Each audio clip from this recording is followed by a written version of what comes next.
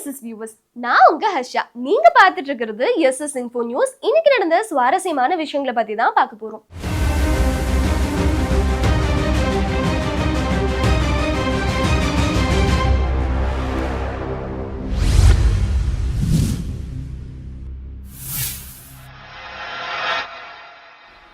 கடல்ல சிக்கின 11,000 மாலுமிகளை மீட்பதற்கான திட்டத்தை அறிவிச்சிருக்காங்க. அப்படி என்ன நடந்துச்சுன்னு பாத்தீங்கன்னா, ஈரான் இஸ்ரேல் போர் பதற்றம் காரணமாக பொதுமக்கள் நிறையவே பாதிக்கப்பட்டுட்டு வராங்க. அந்த வரிசையில பெர்ஷியன் வளைகுடா பகுதிகளில் கப்பல்கள்ல எக்கச்சக்கமான மாலுமிகள் பாதிக்கப்பட்டிருக்காங்க தான் சொல்லணும். கிட்டத்தட்ட 11,000 பேர் தன்னோட சொந்த நாடுகளுக்கு செல்ல முடியாம தவிச்சிட்டு இருக்காங்க. இதை தொடர்ந்து எல்லா நாடுகளும் அவங்களை மீட்பதற்காக என்னென்ன பண்ண முடியும் அப்படிங்கிற மாதிரி பார்த்துட்டு இருந்தாங்க. இதுல ரொம்பவே முக்கியமா ஐநாவின் கடல் பாதுகாப்பு அமைப்பான IMO ஒரு திட்டத்தை அறிவிச்சிருக்காங்க. இது எப்படி செயல்படும் அப்படின்னு பாத்தீங்கன்னா, இப்ப யூஸ்வலா ஒரு வழியில கப்பல்கள் வந்துட்டு வரும் இல்லையா, அதை தவிர்த்து வேற 2 வழிகளை கொடுத்திருக்காங்க. ஒரு நாளைக்கு 20ல இருந்து 30 கப்பல்கள் வந்துட்டு போறதுக்கு பெர்மிஷன் கொடுத்திருக்காங்க.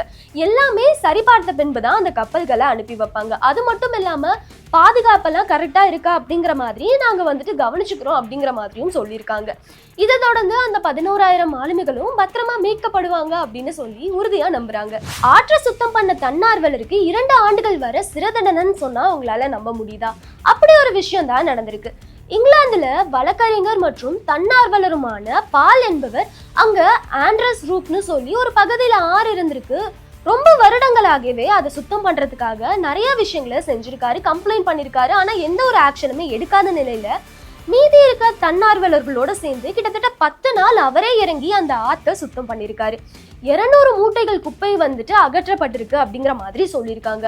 அதுலயும் முக்கியமா இந்த மரக்கட்டைகள், பிளாஸ்டிக் பொருட்கள், அதை தொடர்ந்து அங்க இருந்த சேறுகள் அதெல்லாம் வந்துட்டு அகற்றிருக்கோம் அப்படிங்கிற மாதிரி சொல்லியிருக்காங்க. இது நல்ல விஷயம் அப்படின்னு சொல்லி பாராட்டும் அதே நேரத்துல என்விரான்மெண்டல் ஏஜென்சி அவருக்கு நோட்டீஸ் அனுப்பிச்சிருக்காங்க. ஏன் வந்துட்டு ஆத்தை சுத்தம் பண்ணீங்க அப்படிங்கிற மாதிரி கேள்வி கேட்டிருக்காங்க. அதுவும் பெர்மிஷன் இல்லாம சுத்தம் பண்ணதுக்கு தான் கேள்வி கேட்டிருக்காங்க. அதுல அவங்க என்ன சொல்லியிருக்காங்கன்னு பாத்தீங்கன்னா, நீங்க இந்த மாதிரி சேரெல்லாம் ரிமூவ் பண்ணும்போது வெள்ள அபாயம் வந்துட்டு ஏற்படக்கூடும் அப்படிங்கிற மாதிரியும் சொல்லியிருந்தாங்க. இதை கேட்டு பால் ரொம்பவே மனமுடைஞ்சிட்டாருன்னு தான் சொல்லணும். ஏன்னா சட்டவிரோதமா அந்த ஆத்து பகுதியில நிறைய குப்பைகளை கொட்டுறாங்க. அவங்க மேல எந்த ஒரு ஆக்ஷனுமே எடுக்காம சுத்தம் பண்ண என் மேல என்ன ஆக்ஷன் எடுக்கிறீங்க அப்படிங்கிற மாதிரி கேள்வி கேட்டிருக்காரு. இதை தொடர்ந்து அந்த ஆற்றை சுத்தம் பண்ண பிறகு மீன்கள் மற்றும் பட்டாம்பூச்சி, தட்டாம்பூச்சிகள்லாம் அங்க பார்க்க முடியுது அப்படிங்கிற மாதிரி உள்ளூர்வாசிகளும் சொல்லியிருக்காங்க. இந்த கேஸ் இன்னும் கோர்ட் வர போய் ஜட்ஜ்மெண்ட் வரல. அப்படி வந்துச்சுன்னா கிட்டத்தட்ட 2 ஆண்டுகள் வரை சிறை தண்டனை இருக்கலாம் அப்படிங்கிற மாதிரியும் சொல்லியிருக்காங்க. மில்கி வே கேலக்சியோட ஹார்ட்டை போட்டோ எடுத்திருக்காங்கன்னு சொன்னா அவங்களால நம்ப முடியுதா? அப்படி ஒரு சம்பவம் தான் நடந்திருக்கு. விஞ்ஞானிகள் ரொம்ப வருடங்களா ஸ்ட்ரகிள் ஆகிட்டு இருக்காங்கன்னு தான் சொல்லணும் இந்த விஷயத்துக்காக. ஏன்னா மில்கி வே கேலக்சியோட மைய பகுதியை போட்டோ எடுக்கிறதுங்கிறது சாதாரண விஷயம் கிடையாது. ஸ்டார்ஸோட அந்த பிரைட்னஸ்னால போட்டோஸ் சரியா விழறதுக்கான வாய்ப்பு இல்லை, ரொம்பவே குறைவாக தான் இருந்துச்சு. இப்போ நிறைய டெக்னாலஜியை யூஸ் பண்ணி குறிப்பா யூக்ளிட்னு ஒரு தொலைநோக்கியை வச்சு புகைப்படத்தை எடுத்திருக்காங்க. பார்ப்பதற்கு பயங்கர அழகா அந்த புகைப்படம் இருந்திருக்கும். இந்த புகைப்படம் வந்துட்டு பின் நாட்கள்ல என்னென்ன கிரகங்கள் இருக்கு அப்படிங்கறத தெரிஞ்சுக்கிறதுக்கு உதவும் அப்படிங்கிற மாதிரி விஞ்ஞானிகள் சொல்லியிருக்காங்க. இன்னொரு பக்கம் இந்த பிரபஞ்சம் எவ்வளவு அழகானது அப்படிங்கறத நம்மளால நேரா பார்க்க முடியுது. அது மட்டும் இல்லாம இந்த புகைப்படம் இப்ப சோசியல் மீடியால பயங்கரமா வைரல் ஆகிட்டு வருது. நீங்க வாட்ஸ்அப் பயன்படுத்துறீங்களா? அப்போ இதை தெரிஞ்சுக்கோங்க. வாட்ஸ்அப் நிறுவனம் இப்ப புதுசா வாட்ஸ்அப் பிளஸ் அப்படின்னு சொல்லி ஒரு புது வெர்ஷனை லான்ச் பண்ணிருக்காங்க. இதுக்கு மாதம் கட்டணம் வந்துட்டு செலுத்துற மாதிரி தான் இருக்கும். 79 ரூபாய் வரை சார்ஜ் பண்றாங்க. இதனால நீங்க அடிஷனல் ஃபீச்சர்ஸை ஆக்சஸ் பண்ண முடியும். அப்படி என்ன அடிஷனல் ஃபீச்சர்ஸ்னு பாத்தீங்கன்னா, ஆப்பின் தோற்றத்தை மாற்ற கஸ்டம் தீம்ஸ் பயன்படுத்த முடியும்.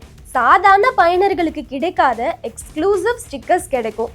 தனிப்பட்ட ரிங்டோன்ஸ் மற்றும் நோட்டிஃபிகேஷன் சவுண்ட்ஸை தேர்வு செஞ்சுக்கலாம். அதிகமான சாட்களுக்கு மேல பின் செய்யற ஆப்ஷனும் இருக்கு. சாட் லிஸ்ட்டை விருப்பப்படி கூடுதல் வசதிகளுடன் ஒழுங்குபடுத்த முடியும்.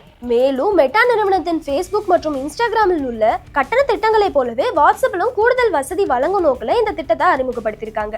இப்ப நம்ம சாதாரண வாட்ஸ்அப்ல அடிப்படையான விஷயங்களை பயன்படுத்திட்டு இருக்கோம்.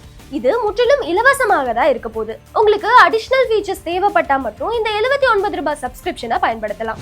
ரணபலிக்கும் சர்தார் 2க்கும் தான் போட்டியே. அப்படி என்ன நடந்துச்சுன்னு பாத்தீங்கன்னா, சர்தார் படம் கார்த்திக் நடிப்புல 2022ல ரிலீஸ் ஆச்சு.